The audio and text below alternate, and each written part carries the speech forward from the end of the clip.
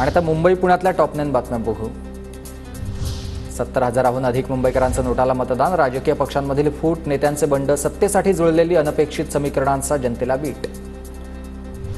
पुढील 4 दिवस राज्यात मेघगर्जनेसह जोरदार पावसाचा अंदाज, मुंबई पुणेसह पश्चिम महाराष्ट्रातील अनेक जिल्ह्यांना येलो अलर्ट। उत्तर मुंबईतील काही भागात सकाळी पावसाच्या सरी, बोरिवली, कांदिवली, मालाड, गोरेगाव परिसरात पावसाच्या सरी। उद्या कल्याण डोंबिवलीचा पाणीपुरवठा बंद राहणार, नागरिकांना पाणी जपून वापरण्याचं आवाहन। नवी मुंबईतल्या एपीएमसीत जांभळ विक्रीला, जांभळांना प्रति किलो 700 ते 800 रुपये दर, अहमदाबाद बडोद्यातल्या जांभळांची 300 ते 500 रुपयांना विक्री। पुणे शहरात होणाऱ्या प्रचंड वृक्षतोडी विरोधात पर्यावरणप्रेमी आक्रमक झाडं तोडणाऱ्यांवरून कठोर निर्बंधांसाठी कायद्यात तरतुदीची मागणी।